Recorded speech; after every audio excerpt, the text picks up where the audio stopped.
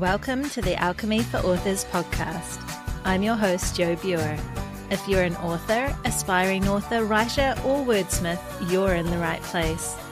Join me as I chat with authors and industry professionals and share my own experiences with using manifestation and mindset practices to supercharge our writing lives. We'll explore ways to overcome writer's block and imposter syndrome. We'll find motivation and inspiration to get our butts in the chair and our stories written. And most importantly, we'll embark on creating lives and livings doing what we love. If you've ever dreamed of a prolific, wealthy, happy or healthy author career or writing practice, then this show is for you. So let's dive into Alchemy for Authors.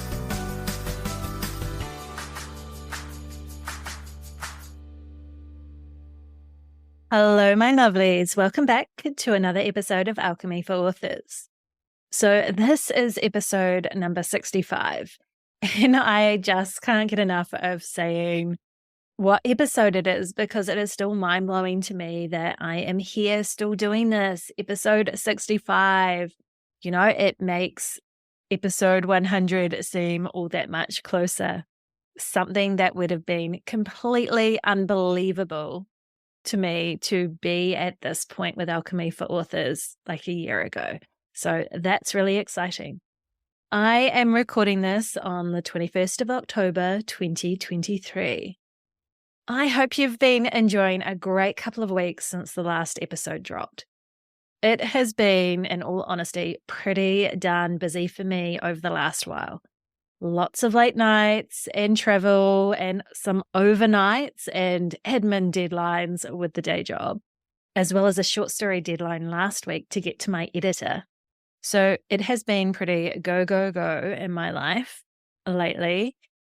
I have also been doing, and I just wanted to mention this because I am just having so much fun with it, but I have just started Claire Taylor's Liberated Writer 5-week course, which Claire Taylor, she's amazing. She is like the Enneagram guru for authors. If you haven't heard of her, she came on the show back in episode 58, Author Alignment in the Enneagram with Claire Taylor.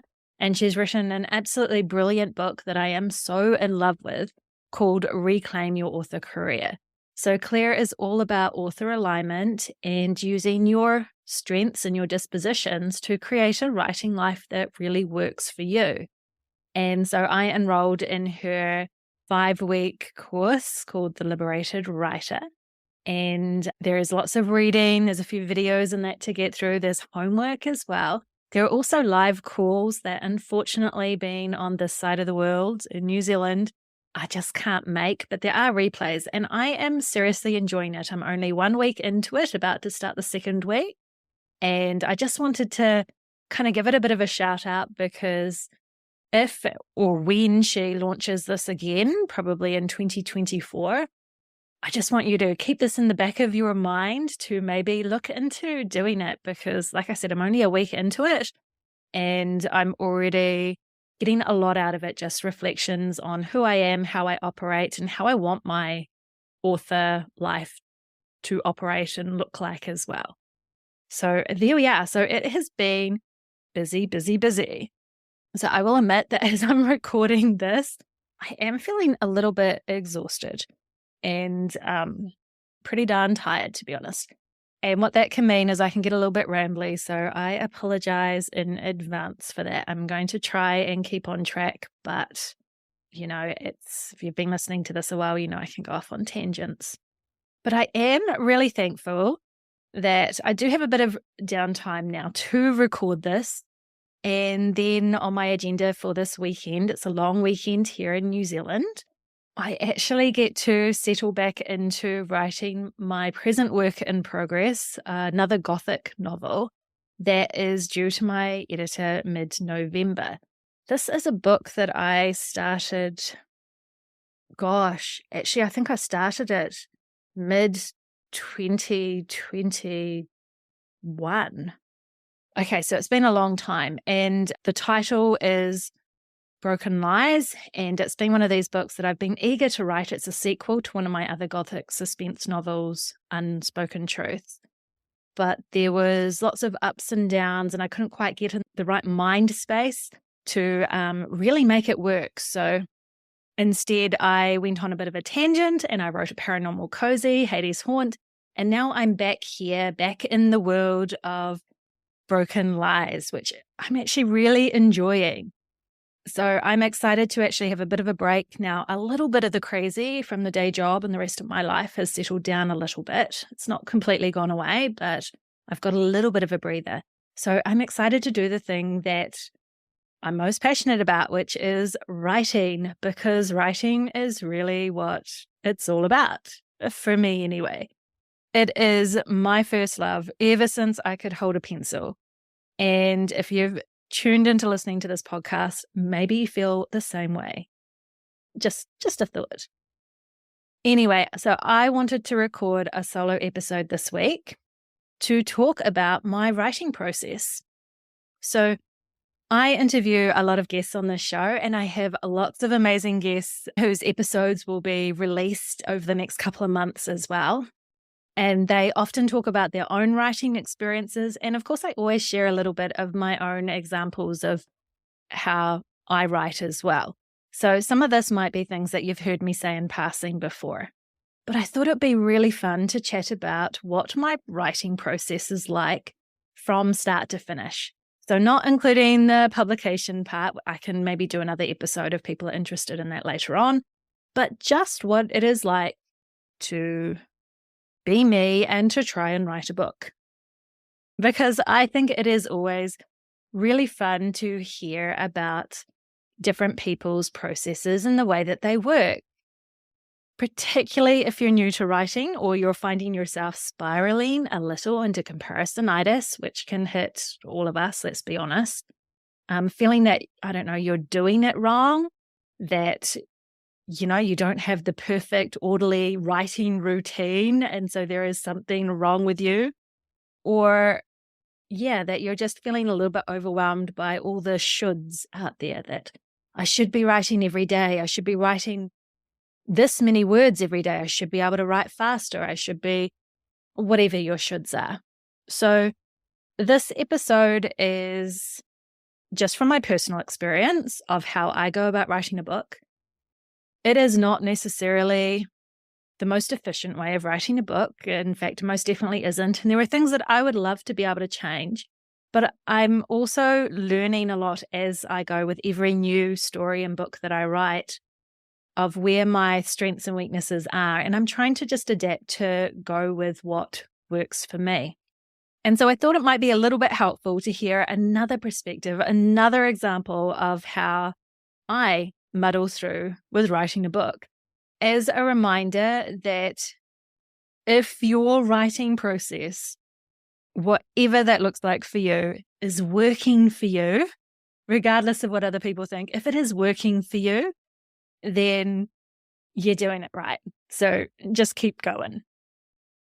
All right. So I hope you really enjoy this little behind the scenes of how I go about writing a book. So when you're ready, as always, grab a drink, find a comfy chair, sit down, and enjoy the show. Okay, my lovelies. So here we are. And I am going to be chatting today about my writing process.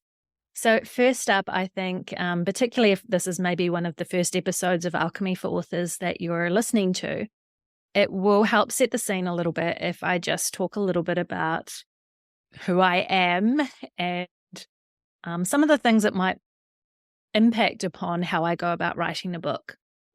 First up, 2 years ago, I was diagnosed with ADHD, and I know there are a lot of people that I seem to see in my circle actually who are in the similar boat of having a late diagnosis of ADHD.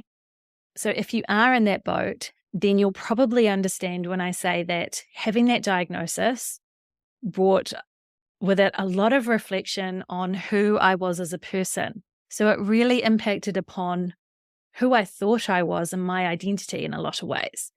Because for a long time, I thought that the reason that I couldn't do a lot of, or the reason that I found a lot of things a lot harder than the people around me was because there was something innately wrong with me. Having the diagnosis of ADHD was actually quite freeing in that it meant I wasn't a freak. There wasn't something broken with me. It was just that my brain works a little bit differently. And so even though ADHD presents itself very differently in a lot of people, if you are neurodivergent, you might relate to some of the quirks that work for me in writing a book, or even if you're not neurodivergent, we are all different. And so it might be that you can also relate to my writing process in different ways as well. But what it does mean, having ADHD, is because it impacts upon my executive function, for me to write a book, it can be incredibly hard because it requires that motivation and that ability to sit down and actually write, which I know is hard for most people, but is particularly hard. For me, it usually takes quite a period of time before I hit what almost feels like a bit of my superpower, which is hyperfocus. And when I'm hyperfocused on something like writing a book, then it is really, really hard to stop doing what I'm doing. And I can get a little bit agitated when something interrupts my writing. It also means that I have to often bribe myself and trick myself and gamify things to get my butt in the chair and get the words on the page. It also means that when some of the systems I put in place lose their novelty, I need to change up my process a little bit as well. So keep that in the back of your mind as I go about describing a little bit of my writing process, and it might help it to make it a little bit more sense. So as far as published works go, to date, I have 4 short stories that were published in literary journals in New Zealand. I don't have the dates right in front of me, but probably between 2014 and 2018, I know, 4 years or so. But that gave me that first sense of encouragement that I could actually write and that my words had some worth to them, that people actually wanted to read them. So in 2020 was when I officially kind of started down the route of self-publishing. And I've spoken about this in other episodes. That was a choice of mine because I love having the control of all aspects and I'm impatient. I don't want to wait for somebody else's approval or for somebody else's timelines. I want to do things on my timeline, which is tricky because I'm not always the best at sticking to timelines and meeting deadlines. I will say it is a huge struggle for me that I hope with the more things I write gets a little bit easier. So my first published work in 2020 was a collection of short stories. To date, I have 2 collections of short stories, 2 gothic suspense novels, 1 paranormal cozy mystery with 2 more to follow, 1 novella, and 2 contributions to anthologies, one which is presently with my editor to be out in the world published in April next year.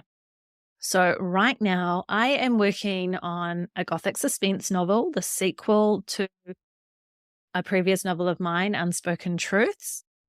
And I am facing that looming deadline of having to get it to my editor mid-November and having to reflect a little bit on what my writing process is and where I might need to tweak it in the future.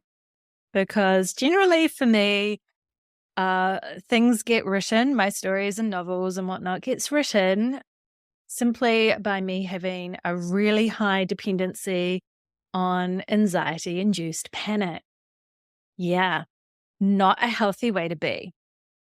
But I'm going to start anyway with just how I go about from the beginning, like generally, of writing a story or writing a novel. So usually my ideas come from setting. So all of my books are very heavy on their setting. The setting really determines everything from the characters, the plot, the mystery, everything that takes place. And more often than not, they are based on places I visit or places I know or amalgamations of places that I've been to, that kind of thing. Occasionally, I will get a scene come to mind. It can be something really simple, like for Unspoken Truths, the scene was simply a woman holding an axe and being absolutely devastated that she had killed somebody. So with Unspoken Truths, I had the setting well and truly in place. I knew it was going to incorporate a school, and it was going to be a rural school here in New Zealand. And I had that one scene, and I had no idea who the woman was. I had no idea how she got to the point of even holding an axe. That was all I really had. And that's what I started with. Because I am not a plotter, I don't often start with knowing what's going to happen. I tend to get little nudges along the way of writing, little bursts of inspiration or little visions of little scenes that could be incorporated into the story as well. My stories and my books usually take a long time to percolate in the back of my brain. If you're familiar with Clifton's Strengths, Becca Syme talks about them a lot, and hopefully you're familiar with Becca Syme. But if you're not, I'll put the links in the show notes to go check out her website and her podcast and all that good stuff. She was also on episode 20 of Alchemy for Authors, Intuition and Success for Authors with Becca Syme. For my Clifton strengths, I have very strong input, intellection, and ideation, which means that I need to spend a lot of time with just those seeds of an idea percolating, trying to form a little bit of a story or a bit of a direction to go. And that process alone can take weeks, months, or even years sometimes. In fact, with my novels, it generally does take years. So other people might see it as procrastination, but it is definitely part of my process, gathering little bits of information, feeding that creative well to slowly build the sense of story and the atmosphere that I want to create. So because I write a lot of Gothic fiction, it is heavy with a particular kind of vibe. I want to create a particular type of atmosphere or feeling for my readers when they dive into the stories. There's a little bit of spookiness there. It doesn't go all out horror, but I want people to just feel a little bit uncomfortable as they read my stories. Even in the happy parts, there should be just enough discomfort for my readers to know that things are not always as they seem. And usually I need to put myself into that feeling as well when I'm writing the book, immersing myself in that energy a little bit. So I will spend a lot of time on the lead up to actually sitting down and writing, indulging in movies or TV shows or books or art or anything that has that similar kind of theme or vibe that will put me in that state of mind. Music as well. Actually, I'll talk about music, but music's really important for this. That will get me into feeling that kind of vibe that I want my readers to feel through my words. And there are real positives and negatives to this. Positive being that it makes it easier for me to write when it comes to writing because I'm so immersed in that feeling in that. But the negative is that I am a very feeling person, and immersing myself in a little bit of that darker stuff over time can impact upon my mood. I do find I tend to, when I'm writing a book, I tend to identify with some of my characters and what they're going through a little bit too much, even if it's something that I've never experienced myself. But I do tend to identify sometimes with their emotions, and that can filter out into my real life as well. So at the moment, my protagonist is a little bit cynical, a little bit, I want to say like a little bit negative, a little bit down. She's not as perky as like my main character, Alice, in my last novel, Hades Haunt. And so I find myself bringing those energies a little bit more into my real life, where I'm just finding myself a little bit more cynical about things, a little bit more glass is half empty rather than half full kind of person. And it is one of the reasons why my present work in progress has taken so long to actually be written. Because after writing Unspoken Truths prior to this, I was really burnt out because there's some really dark emotional scenes in that book that I felt on a lot of levels. And it took me kind of a lot of time to recover emotionally from that book. And that's why I really needed to write a cozy paranormal mystery to kind of cleanse the palate with that a little bit before I dived back into the sequel here. So going back to the role that music plays in my stories, or not so much in my stories, but with my writing process, it is huge. So for me, before I start the actual process of writing, I always create a playlist. And so I spend probably far too much time finding songs that I feel bring the vibe, whether it's their tune or their lyrics, or just something about it brings the vibe of the book. And then I spend a heck of a lot of time just listening to that playlist every opportunity. So every time I'm in my car, if I'm doing any chores or anything at work that I can get away with having my headphones on or anything like that, I'm really drowning myself in that music to really get in the vibe of my story. And so I often choose music and songs that have lyrics and that somehow relate to some of the themes or the atmosphere that I want to create with my story. So I listen to a lot of dark, kind of gothic-y, indie, alt rock kind of music. That tends to be where my music tastes lie. Yeah, and they're usually quite dark songs. And I'm sure if people listen to my playlist, they'll think I was a little bit of a dark persona, I guess, from what I choose to listen to. But I do spend a lot of time listening to music to really get into the right mindset to actually start writing. When I am writing, I quite often have it playing in the background too. At the beginning, I couldn't have songs that had lyrics. I found it a little bit too hard to focus, but now I actually find that because I think I've listened to the song so often, it's not really of a concern to me. I tend to block out the lyrics, but I innately know the song so well. They're so familiar to me that it's the vibe that comes through. So I usually very quietly in the background have my playlist going as I'm writing as well. Maybe as a side effect of my ADHD, because I've heard that this is quite common, I can get a little bit hyper focused on single songs. And so particularly with my short stories, it is not unknown for me to play one song on repeat over and over for the entire duration of writing an entire story. With my novels, that can sometimes happen with particular scenes, particularly if they're more of the climatic scenes where there's lots of action and things are really coming to a head. There might be a certain song that I feel like really reflects what I'm trying to write that I'll have on repeat and repeat and repeat. So it's not like the lyrics or anything make it into my writing at all. It's simply something about the vibe of the song or the emotion that it's creating in me that gets my creative juices flowing. So that might seem a little bit weird if somebody was to be spying on me writing. And I don't know if my husband's noticed. He's not usually in the same room when I'm doing my writing.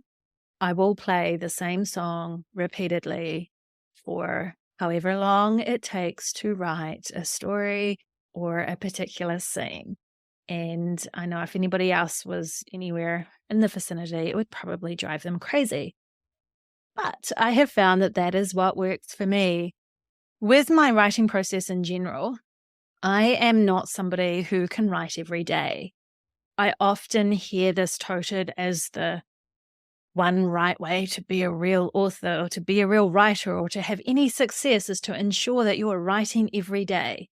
And I suspect for a lot of people, that's really good advice. I have tried that for quite a few years.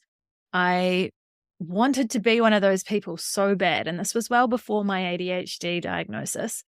And I would set myself challenges of writing every single day, and I could do it. I completed NaNoWriMo a few times, and I love NaNoWriMo, but a month is about my limit for doing that. The reason being, I am a person who writes in bursts. So when I have a deadline, when it is essential for me to be writing, then I write pretty much every day, and it is all consuming. And it is probably not very healthy because I tune into that hyper focus a little bit more. And when I'm ready to start writing, I go all in and I write until the book or the story is finished. And that can be for, like I can actually write a book or a story in first draft in a month or in 6 weeks or so. That's something I can do. I'm usually pretty worse for wear at the end of it, but it is also at this point the way that I get anything finished. I'm sure there is healthier ways, but it is really easy for me to, if I step away from the story, then I lose the story. And then it's really hard to get myself back into getting my butt in the chair and writing again. Whereas when I have a looming deadline and my anxiety about letting people down has kicked in, I am a machine and I can get it done. However, writing every day doesn't always work for me. And part of that maybe also goes back to my Clifton strengths again, that I need the input.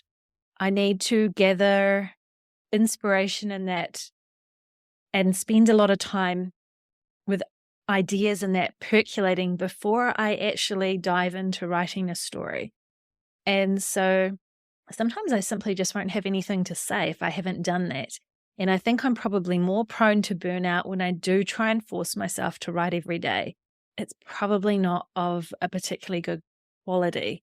And although part of me wishes that I could write every day, and maybe I can, and maybe I just haven't quite found the right strategy or put in enough commitment towards making that work. But what I am finding works for me is actually going all in when I have a project and then taking a long break afterwards, because that is usually what happens. I will hyper focus on a book for, however long, or a couple of months maybe, or a month or whatever, to get it done. And then I might not do any significant writing then for another good few months.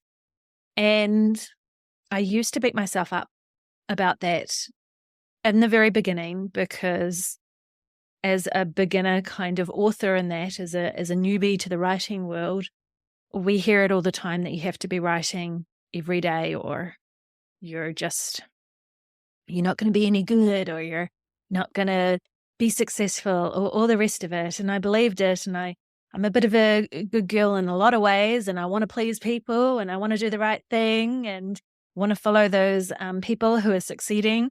And now I just realize, you know what, there is no one way of being successful in this career. There is no one way of getting books written. We are all different. And so again, leaning on the teachings of Claire Taylor in the Enneagram and Becca Syme and Clifton Strengths, when we lean into our strengths, we're going to actually, in the long run, work more productively and efficiently, and probably have a much better result and be a little less prone to long-term burnout as well. So that is something worth mentioning too. Becca Syme is a huge advocate for what she calls QTP, and I've really taken this on board. But QTP stands for question the premise. Everything you hear is the one and only way of doing something. Question the premise, because I've said this repeatedly in so many episodes, but there is not one way of doing things. So if you are like me and you do not write every day, just know that there are others like you out there, and it is okay. It does not mean you're failing at this whole writer-author thing. It just means that Your process looks different than the people who are vocal about writing every day. Your process, though, is still just as valid. When I do focus on a project, like I mentioned before, I really try and clear all decks and just give it my all. So that means that I really do try my best to make life a little bit easier for myself. I might get takeaways a little bit more so I don't have to cook, or lean a little bit more on my husband to do a little bit more of the cooking because he's such a sweetheart with that. It might be that I turn down a lot of social invitations, that I say no to things more often, that I find ways to be more efficient with my day job and leave work a little bit earlier on days. I might ensure I set my alarm a little bit earlier in the morning, or cut back on housework or whatever it is so that I allow myself a little more time and space, because generally I really start going with a project when I'm almost able to touch the deadline and the panic has set in, and I'm beginning to panic a bit about getting it done. And I both love and hate deadlines, to be completely honest with you. I think I need deadlines to get things done. When I've had projects that have not had deadlines, yeah, I'm not gonna see things through. And I've noticed that happens with the day job a little bit too. Sometimes it can take me longer to do things that I could have probably completed a lot earlier had I made a bit of a deadline, or had somebody cracking the whip at me, or some expectation or accountability in place. I do feel a sense of accountability in getting my work done and getting my stories written to my editor, because I adore my editor. And even though I still often have to push my deadlines back, I try really, really hard not to mess her around too much, because I'd be really upset to lose her as my editor because of my own inability to manage my time well. So one of my weaknesses, because, like I can't just share the things I do well, and I'm not, obviously. There's lots of things that you could be listening to this going, well, if you just did this, it would make your life so much easier. And you would probably be 100% right as well. I am not a plotter. Again, I would love to be a plotter. I'm sure it would be so much more efficient for me. I'd be so much more productive. And there are things where I can somewhat plan out. Like when I'm writing a short story, the last short story that I wrote that's at with my editor at the moment, I did have a real basic skeleton of a plan as to where I was going for that. So shorter works, I find I can, like if I know the whole story, it doesn't often happen that I know the story. I'm usually a lot more of a discovery writer. But when it comes to my novels, like I said, I'm usually just starting with a setting, maybe a scene. Gradually over time, in my imagination, I might start to see some characters coming out of the woodwork. And then I sit down, pen to paper, and it's kind of like, all right, what am I writing? And I just go for it. And it can be quite ugly in that at the beginning, where it's really just me describing the setting until I start to find a story unfold of its own accord. But yeah, generally I don't plan. As I'm writing, however, sometimes I will get a glimpse of the next scene or the next chapter, and so I will take some notes in that as I go. As part of my prep before planning, I do tend to spend quite a bit of time researching if I need to. So with my novel Unspoken Truths, I spent quite a bit of time researching because there were two point of views in my novel in two time spans. And so I had to learn a lot about clothes and language and lifestyle in rural New Zealand in the late 1930s to make my story work. And until I had a bit of a background with that, I didn't feel comfortable moving ahead. I didn't do all the research. Quite often I do, not the most efficient way, but quite often I'll do a little bit of research as I'm writing, or I will just kind of leave notes for myself to go back and fill in actual details or fact check at the end when I'm going through and revising before I send it to my editor. I don't do anything like character sketches or anything in depth like that. It's one of my weird quirks that I find if I spend too much time planning anything out, like doing character sketches, planning how my story is going to go, then it's like I use up all my creative juice in that and I'm done with it. So when it comes to sitting down and writing and following the plan and following those plot points, the excitement's not there anymore and I'm kind of over it. It's one of the weird, unfortunate quirks that I bring into my day job as a teacher. If you're knowledgeable about education and teaching, a big component of it is lesson planning. When I first started teaching, I spent a lot of time planning my lessons and ticking all the boxes, and different schools have different expectations with that. And it was time consuming and it took me forever and I overthought things and over-researched things. And when it came to actually being in front of the students and teaching to the lesson plan, I was so unmotivated. It just lacked luster and I wasn't interested anymore. I could be excited when I was planning, but it didn't necessarily transfer into the classroom because the novelty of the lesson was already over and done with in a way. And so if you're neurodivergent, maybe you understand this a little bit better than people who aren't. But I still find that nowadays I teach much better if I have just a real skeleton lesson plan and can fill in the gaps as I go, as I'm in front of the students.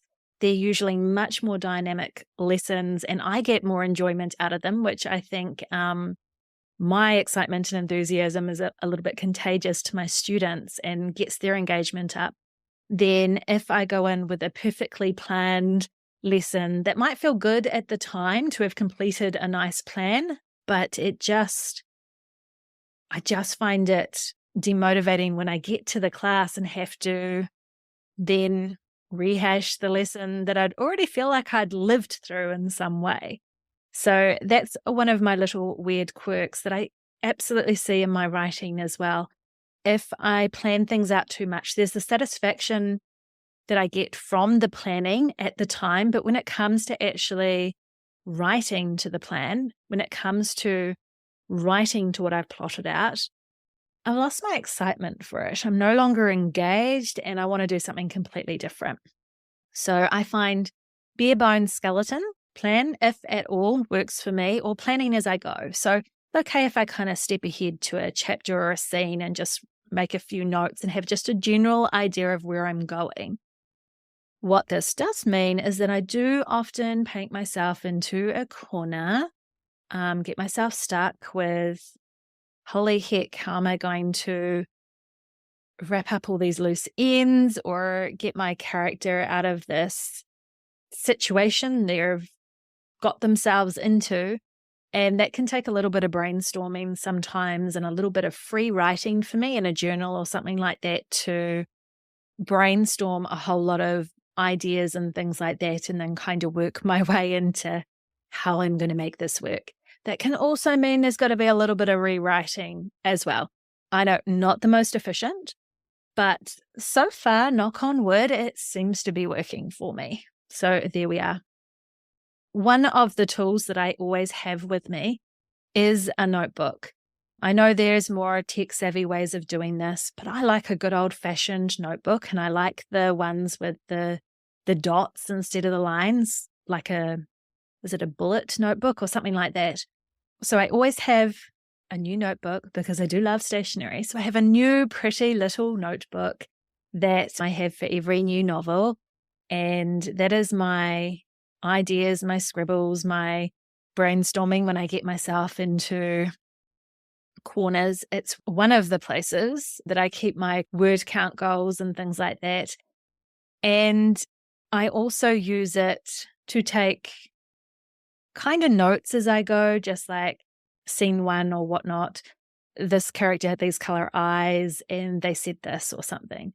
To be honest, it's usually after I've written the draft that I go back and do that properly and give a page in my notebook to every chapter or something where I just write down bare minimum notes of anything that could be really pertinent that I need to keep for consistency. So I use that notebook for, just a little bit of research and consistency. And it's my all-round kind of novel notebook kind of thing. I don't know what you'd call it. But I always have one of those. And there's that fun little thing that I get excited to start writing because of the novelty of having a new notebook as well. It's one of the things that can actually help me be motivated. Again, might sound a little bit strange, but I'm sure there are some of you that are nodding your head going, yeah, I get that. I get that. I usually have a couple of places where I keep word count goals. And this is because it's hitting that kind of gamification thing to keep my brain focused. So the way that my ADHD kind of presents itself, I do actually really like to-do lists, and I like ticking boxes, and I like kind of keeping score and challenging myself in certain ways. And so in my notebook, this is why I like the dots in that, I usually do like little kind of, I don't know what you call them, like not a bar graph per se, but I usually draw kind of columns and divide them into increments of 500 words or boxes or something, and divide them into increments of 500 words for whatever my arbitrary word count is going to be that I think it'll be for that novel, which is usually around that 80,000 to 90,000 words. To be honest, I would love to get it down to 60,000. My first draft is usually insane and maybe 10 to 20,000 words over. Yep, not the most efficient. I get that. You're thinking, why are you making it so hard on yourself? But I like to draw those up in pen and stuff like that in my little notebook. And then I get to shade in and color in every time I do 500 words. And sometimes I might set a goal for myself that, I want to reach this by the end of today. And just seeing on paper, there's something about seeing on paper and being able to color in those squares, those boxes, that, I don't know, keeps me motivated. There are other things that I have used in the past. I sometimes use the NaNoWriMo Stats Part 2, because you can go into your NaNoWriMo account any time of the year, even if it's not in November. And I quite often do that. I'll set up a project in there just so I can put in the different word counts and see the little bar graphs and all that, and keep track of the time and how I'm feeling, and get to see all that cool kind of data. The NaNoWriMo website is, it's a fun website, so it kind of gamifies it for me too. And so, yes, I know it's redundant having word count goals and things in a couple of different places, but I don't care. That's my little way of keeping myself going. So there we are. I have in the past too used things like the Pomodoro technique. I'm not sure if that's how you say it, but where you set like an alarm or something, or a little app on your phone, and then it goes off and it tells you that you can take a break. And so you want to be writing for that whole time. Another thing I've used a lot in the past that worked for a long time for me, that I'm kind of a little bit over now, but might work for you, is I downloaded an app called Flora. And I might have talked about this before on previous episodes. And I think there's different versions too. But it's like a little app where you set a time limit where you're not going to be touching your phone, and you're just supposed to do whatever you're supposed to do in that time. For me, it's usually writing.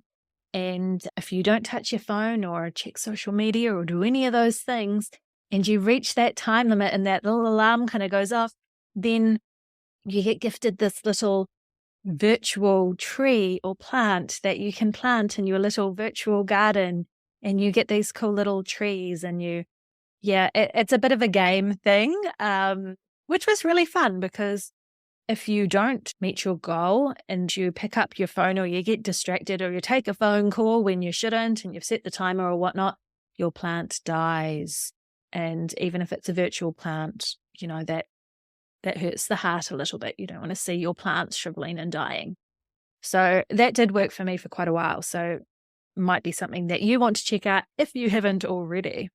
As far as writing software goes. So this is a lot of information. I hope that you're kind of enjoying seeing behind the scenes, but it's, yeah, it might be of interest to you anyway. Software I use, I love Scrivener. I definitely don't use it to its full potential. I know that. But how I do use it, I couldn't imagine not using it. There's just something about it that I just really enjoy. You can keep track of your word count and set session targets and all that kind of stuff, which is cool to do as well. There's no alarm or anything that goes off or anything that's too exciting with that. It's just this little bar that gets colored in as you go. So that's why I like the more tactile coloring in boxes in my notebook or seeing the word count graphs and that on NaNoWriMo. But yeah, but it is kind of cool because you can set it up that you write different scenes all down the left-hand side of Scrivener. You can create different scenes and chapters. You can easily move them around. You can create little index cards so you can see the layout on a pretend virtual corkboard of how your scenes are progressing. So you can move things around that way as well. There's a little box that you can have on your right that you can take any notes or anything as you go along. Remember to come back and research this, or even take notes. Sometimes if I'm doing a little bit of a skeleton kind of plot, like remember you need to have this happen in this scene, I might just jot that down to make sure I remember to include it as well. Something that I've been using a lot more recently too is it's got this dark mode where it pretty much blacks out the rest of the screen and you've just got your piece of paper and away you go with writing. And I kind of like that. It makes it nice and clean. And I usually have the font nice and big. And it's hard to explain, but I do like it. And if you haven't checked out Scrivener, go check out Scrivener. There's just something about it. It's pretty cool. I'll make sure to put a link to it in the show notes as well. From Scrivener, when I have finished doing the draft, I usually put that into a Word document, which is pretty easy to do. So I usually put it into a Word document simply because that's how my editor likes it. And then she makes comments and stuff on my work through my Word document. And from there, I usually use the Word document to then format my story too. But I'll talk about the publishing aspect from formatting and everything maybe in a different episode because I already feel like I've been talking for ages. So yeah, other aspects of my writing process, like I said, I do gimmicky kind of things to get myself writing, even if it's just like coloring in word count boxes and that. I do make sure I have my favorite snacks and drinks and stuff like that available, just anything I can kind of make myself more excited to get writing. One of the funny things is, so I have a office that I quite like. It can sometimes get a little bit crazy messy because I also use it for the day job a little bit as well. I bring a lot of work home, but I do have a lovely desk and I do have a lovely setup that if I am writing in my office, I like things to be really tidy. And so that can be a little bit of an incentive to tidy the space, but also that can be a little bit of a time suck too if it's being bombarded with work that I've brought home and things like that. It can get out of hand easy. And I also find over the years that even though I have this wonderful office and I have a pretty good setup and everything in here, I tend to actually do my best writing on the sofa in our living area. And I don't know why that is. And it's not probably healthy to write that way, but that's where I tend to get the bigger word counts. My office setup, I tend to use more for the podcasting aspect of things. So that might be something to keep in mind with your own process is paying attention to where you actually work better. Some people work better in cafes and that, or their local libraries. It might be a particular room. Some people work better in bed. For me, it is sitting on my sofa. Usually my cats are curled up beside me. That's just an added bonus, but there we are. It took me a while to kind of work that out. So if I want to be more efficient and I've got the choice between the sofa and the office, at this point, it's actually better for me to be on the sofa. So there we have it. I've also found, and other people might find this as well, and that is that I have learned that I need to push through usually the first 45 minutes to an hour of writing. So here is something where I differ from or go against a lot of the advice that is out there of how you should be writing or how you should be more productive with writing. And that is that a lot of us are time crunched, let's be honest. Like, we have so many obligations and expectations on us, and a lot of us are working day jobs or have families or just other things taking up our time and our energy and our focus.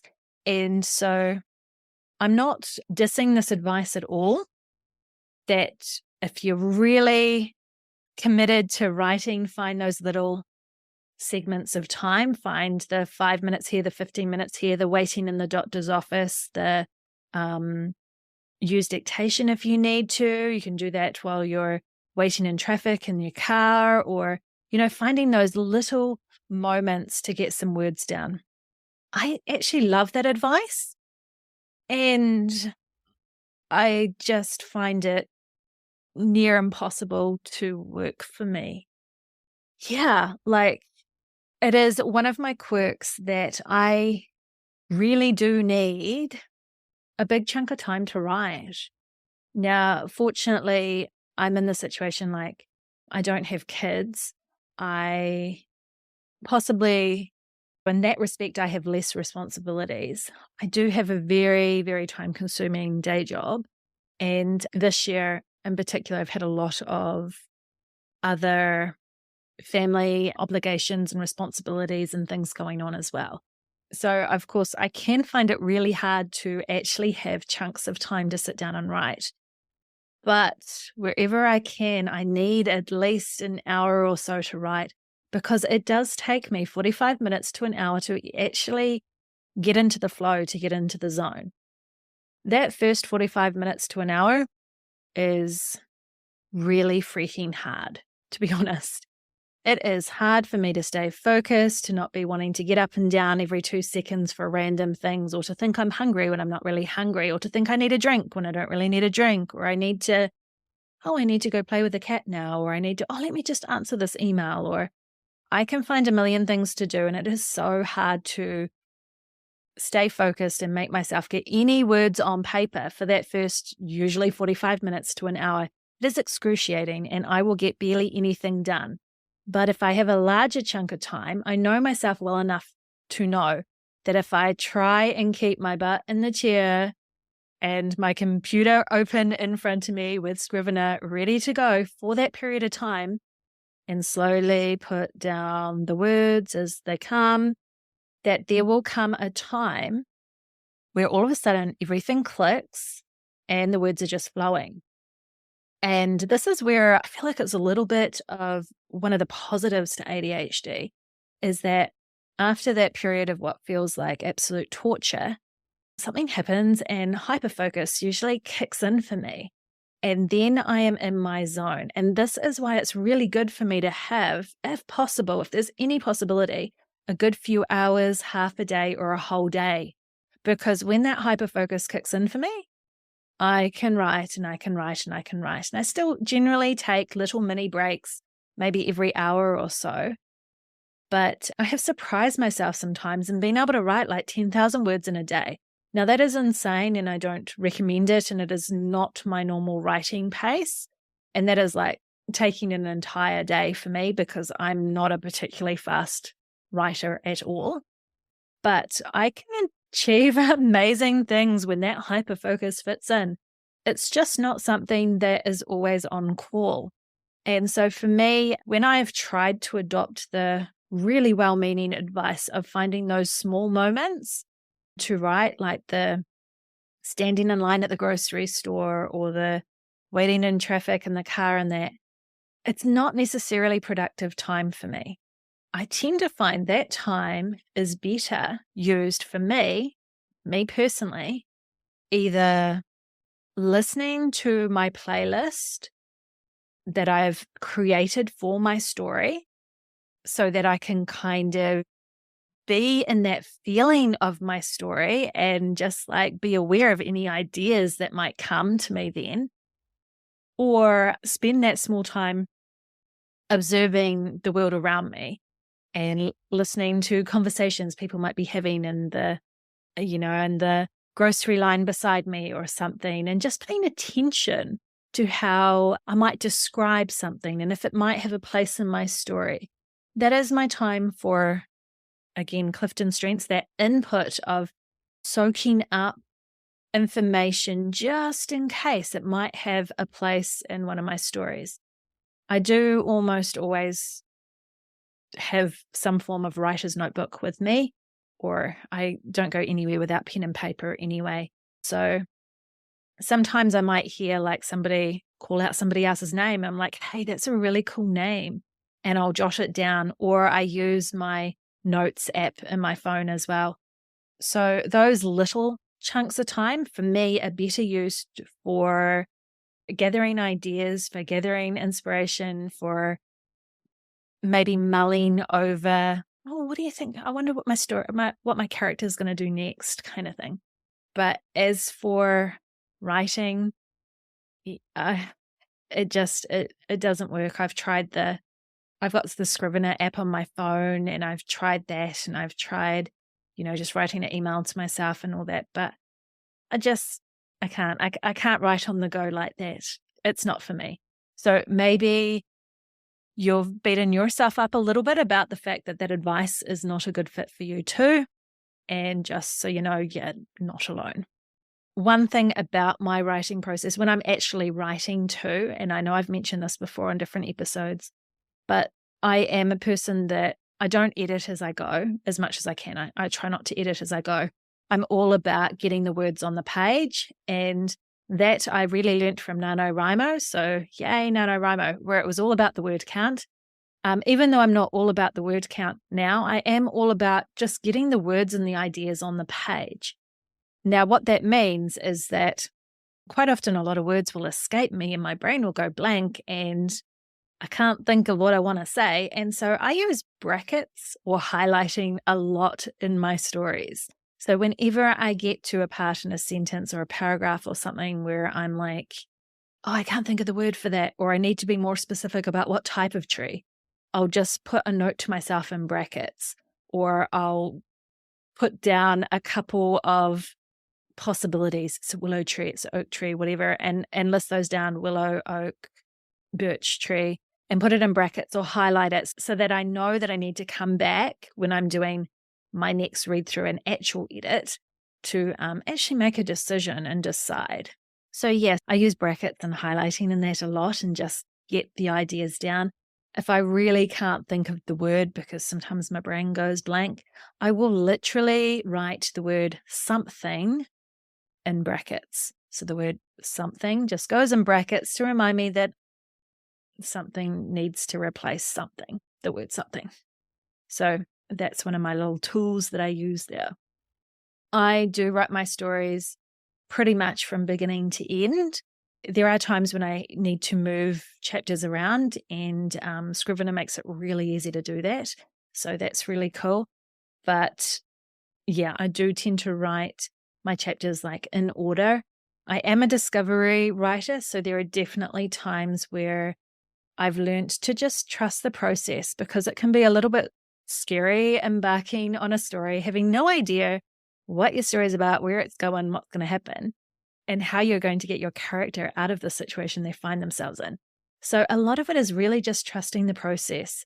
And that's one of those things that I feel like I'm getting better at, just knowing that, I don't know, it's like handing it over to some kind of higher power or the muse or something like that, but just knowing that when it's time, the story will reveal itself. The characters will tell you what they need to do. I know that all sounds a little bit esoteric and woo-woo, and I don't really have recommendations as to how to go about doing that, other than you just got to find a way to kind of let go and relax into letting your story unfold as it will. And trust that it will unfold as it will. So usually, like I've mentioned, I write the entire story, I get it down, and then I will go back and I will do the edit. I don't normally let it sit too long, which is recommended because I lose interest then and I'm off onto another project. Also, because I don't always manage my time as well as I would like to and leave things a little bit more to the last minute, I don't often have the time to let my story sit before I get to the editing stage. So sometimes it is a pretty quick turnaround from going to writing to going right back to the beginning of my story and doing an edit. I usually only do the one proper full edit of my own where I go through, and quite often that edit can look a little bit like rewriting. A lot can change in that edit. I fix up all the things I have in brackets or have highlighted that I need to fix. I pay attention to any notes I might have left for myself in Scrivener or in my little notebook or anything to check. I do my researching to fill in any gaps as I go at that point if I hadn't done research prior. Because when I start writing, I don't want to spend too much time researching on the go because that's a rabbit hole that I can get lost in for a long time. So getting that first draft down, I try to keep that as my top priority at that time. So then I go back and I do my one full edit, which is usually very time consuming for me. It takes a long time because, like I said, it is almost a rewrite. And I usually do that in Word. At that point, I usually have it in Word ready to go. Before I send it to my editor, I usually put it through Pro Writing Aid as well. I quite like Pro Writing Aid. And that's just really good for picking up on things that I might have missed in my main edit, particularly if I've put in extra spaces or missed some punctuation or repeated a word too often or something like that. It can pick up on all that cool stuff. Pro Writing Aid is just a tool though. It's not perfect. And I do find I often have to ignore its suggestions because I just don't like its suggestions. And so there we are. But I always put it through that too before I send it to my editor, who does a thorough edit. She does developmental editing as well as all the nitty-gritty stuff too. And then I usually spend that time while she has it freaking out that it was, a piece of crap and she's going to think, what the hell was Joe writing? And so there's usually a little bit of that insecurity and nervousness while she's looking it over. And then when I get it back, I usually go through the usual process of also freaking out and being really reluctant to open the file for anything from a good few days to a good few weeks.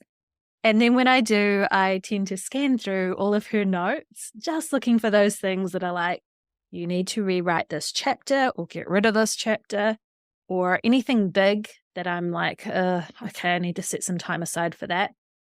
And I also look for those lovely little nuggets of positivity that she puts in, like, oh my gosh, I love this piece, or I love that you said this, or just anything like that to make me feel a little bit better about my story. It is usually when I get it back from my editor that I let the story kind of sit and ferment for a while before I can build up the courage to actually face it again. So there we are. So that is pretty much my process. And I realize as I have been sharing all this with you, it probably looks really ugly because it kind of is. But, I'm sure most of our processes are a little bit ugly to other people. And I would love to be somebody that had it just streamlined and was super efficient and productive. And maybe that'll come because I'm always tweaking and, trying new things and stuff too. But maybe you are just as much of a chaotic writer as I am.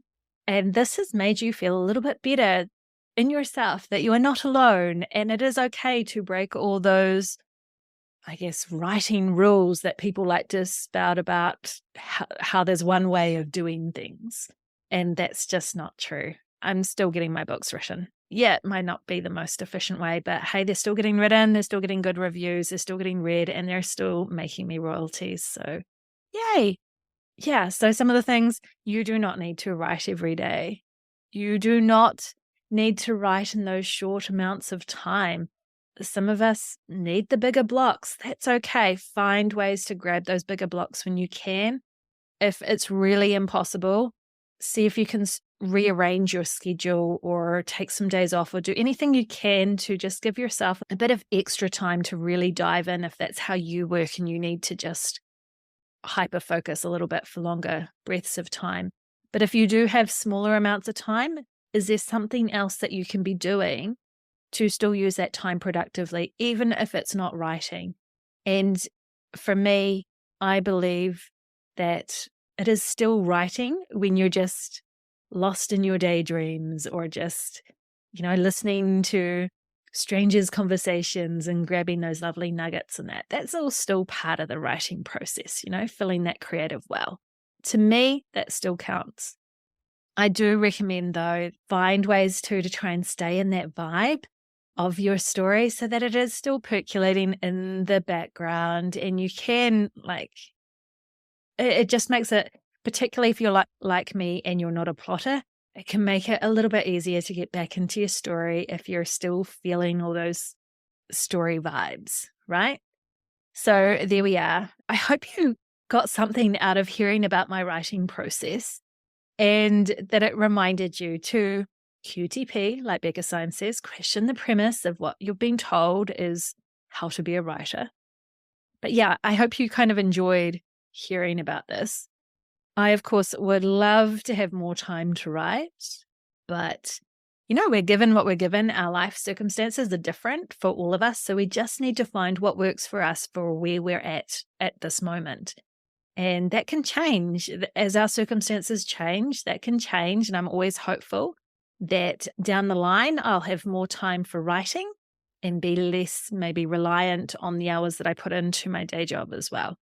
A big question, am I still a writer in those times when I'm not writing?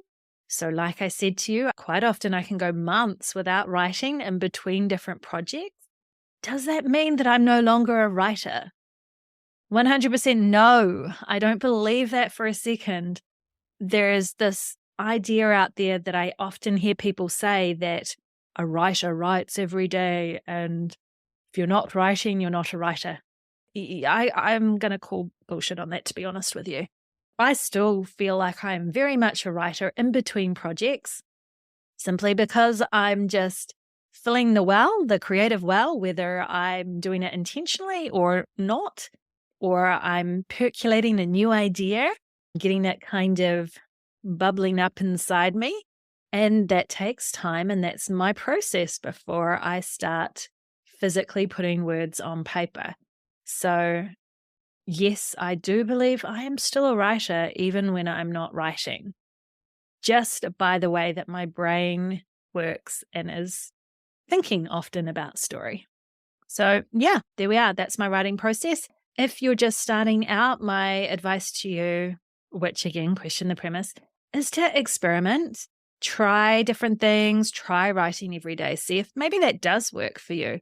Try writing in the small moments. Does that work for you? Try writing in bigger blocks. Is that better? Try dictation, try bribery, try whatever it is that helps you to get those words on the page. My other little piece of advice that, again, take it or leave it, but this aligns a little bit more to the idea of manifestation and making things a little bit easier for yourself. I do suggest that if you've got a goal, and it might just be completing your book, try and sit in the energy of knowing that you are going to reach that goal, that you are going to do it. And try as much as you can to commit to only bringing good energy to your project.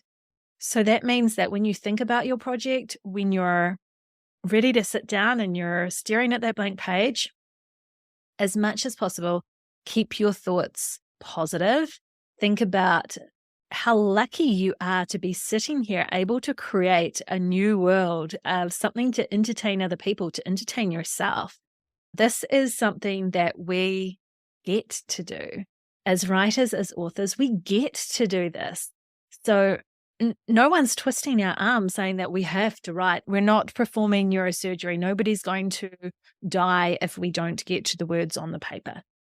Writing our stories, this is something that we choose. So keep in mind, even in those frustrating times when it's all too easy to go, oh my gosh, my writing is crap and I'm not feeling it and I just can't write the story. It's too hard and I'm not gonna be able to meet my deadline. When all those negative thoughts are starting to come at us, as much as possible, view your book, your future story, whatever it is, through the lens of love and positivity. Renee Rose, who was another guest on this show back in episode 55, she talked a bit about how loving on your book can just help its manifestation and abundance come to it and everything like that so much easier. And I really found that with Hades Haunt. It was a book that I only ever brought the happiest, coolest, laid back vibes to. And it was such a joy to write, even though it wasn't an easy book to write, but it was much easier than my others. And yeah, it's still performing sales wise in a way that I wasn't at all expecting. And I do believe it's because I kept my thoughts and feelings and emotions around this book really uplifted, knowing that I trusted in the universe or whatever, that this book was going to come to fruition. And and that the whole process was going to be easy. Even on the days when it wasn't really that easy, I kept it in mind that, I was trying to manifest that it would be. And we're just very, very lucky people that, hey, we get to spend our time doing this, creating stories, creating worlds, and then if we choose, sharing these worlds with others. So regardless of our circumstances, this is something that we've chosen to do. And so we need to enjoy the process. Just enjoy it. So I would love to hear what your writing process looks like. You can feel absolutely free to send me an email at jobuer.com, or if anything in this episode resonated with you, I would love to hear from you. You can also connect with me through Facebook or Instagram. My handle is @jobuerauthor. All these links, of course, will be in the show notes. I am always so thankful for you taking the time to tune in, to listen to me talking. It makes my day to know that my little passion project of Alchemy for Authors is actually reaching other people. So if you're so willing, you can support the show further by rating or reviewing or sharing this podcast with your friends. You could also make a small contribution to the running of the show by buying me a coffee at www.buymeacoffee.com/jobuer. So this show is a one-woman show. I do it all myself, my friends. So your support, your messages, you're cheering me on from the sidelines. Just know that it is really powerful fuel to keep this show going and to keep me going as well. So I really, really do appreciate it. Next episode, I have another amazing author back on the show. So make sure you subscribe on whatever platform you listen to this on. Or you can join my newsletter at www.subscribepage.com/manifestation for authors. That way I can keep you in the loop of when new episodes release. And you can download a free copy of the PDF Manifestation for Authors that you get just for joining my newsletter. So I am wishing all the best for those people who are busy prepping right now for NaNoWriMo, which is starting in just a very short little while here. And the rest of you, just know that whatever your writing process is, if it works for you, if you're still getting words on paper, then it's the right way of doing things, no matter what anyone else says. So have a wonderful week, my friends, and I will see you again shortly. Bye for now.